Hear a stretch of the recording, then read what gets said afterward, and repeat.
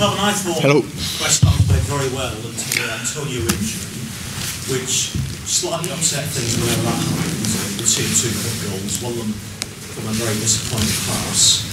So it was disappointing for the 3 goals, but then a lot of character at the end, so although it was defeat, it was almost victory on defeat with the way you came back, and really that's the point.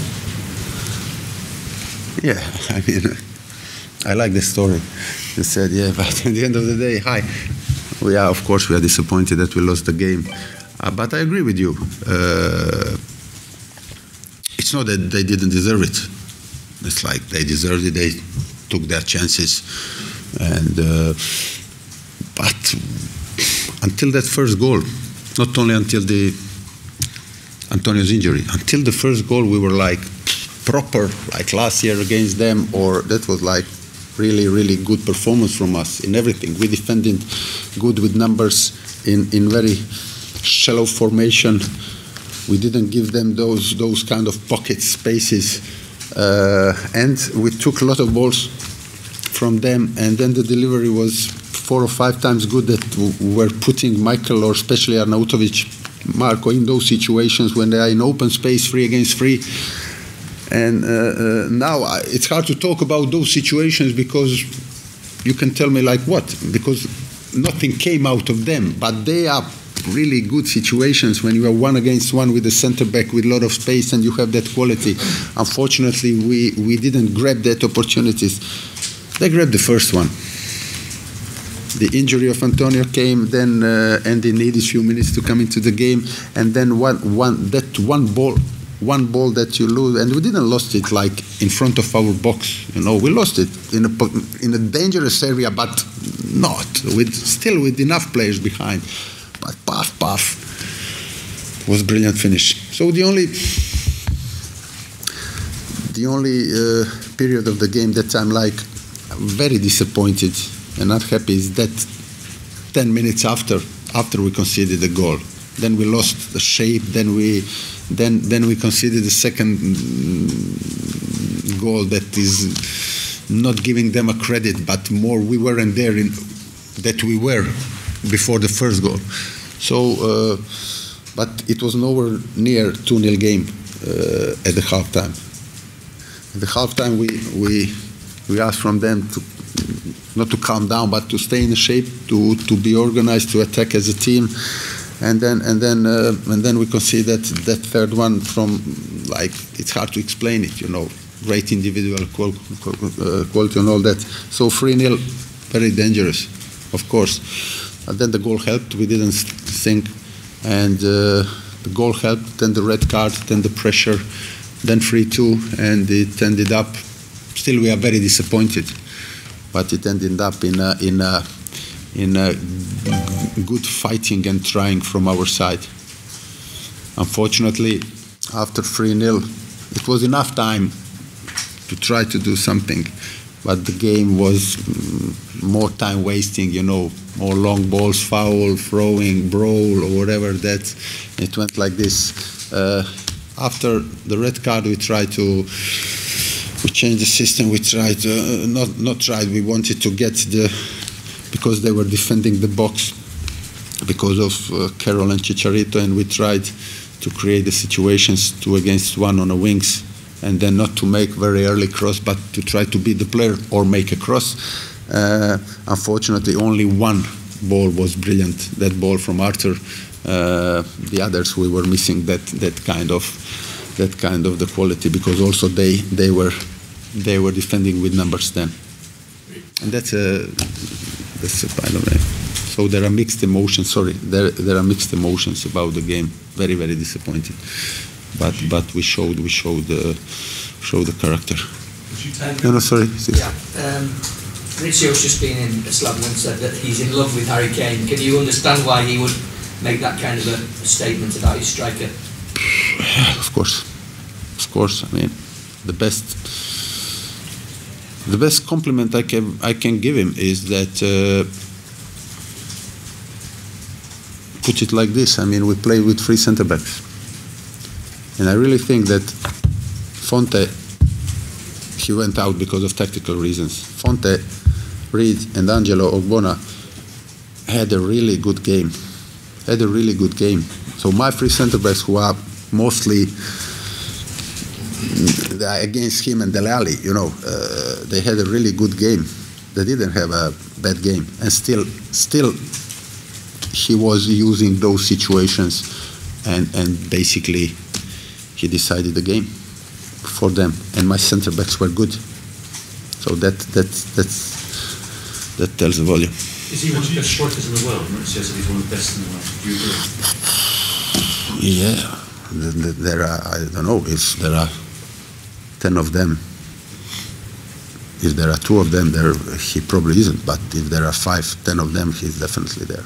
It's definitely because he's doing that week in, week out now. Apart from August. Yeah. Had you taken the risk at all? Sorry? Had you taken a risk on Antonio's fitness? No, we are not taking a risk. We are very cautious about that.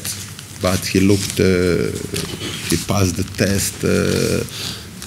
Not today because it was very early game, very early kickoff, but yesterday, and it was like all clear. So we are not taking those kind of risks here, knowing that it can harm him in a longer term. So it just happened. It's in a different spot. It's not the same spot. Yeah. Okay. And just on Carroll, is it always the risk when a player has to come on so early that he's kind of behind the game? I mean, has he even had a chance to warm up or anything like that? Yeah, but what can you do? No, but I mean, the players are warming up. They are warm. Of course, those who are starting, they are warming up better, and they are more warming up. But then he went once even before that happened. So of course, when you put the player in that rhythm of, especially if the game is a derby game and it's like 100 miles per hour and all that, of course the player needs few minutes to come into the game. But you can't predict that somebody is going to get injured. What was Antonio's injury specifically? I said a groin. He fell a bit. He didn't. I just spoke to him. He didn't pull it like big time, but we have to scan it first, and see how big it is, how bad it is. Considering the current performance and the squad, what is your objective for the end of the season? Our objective today was to win the game or to get something out of the game, and then prepare for Swansea game, and then to win Swansea game, and then go game by game. A lot of teams might have folded, Slaven. Sorry? A lot of teams might have folded 3-0 down. You're right. Didn't. They kept going and showed a great deal of character. That is one satisfactory thing, that if we don't stop, if we continue to play, to keep the shape, to stay in the system, that we can turn the game around. So, okay, fair enough, and that's what I said to the players. We showed the character against the top team, and we came back. Maybe if there was enough, a little bit more time, maybe we would turn it totally around and get something. And even if we had scored the goal from one of those corners at the end, nobody could have said that we didn't deserve it. No, but we didn't. But as you said, it's a good thing. It's a good thing.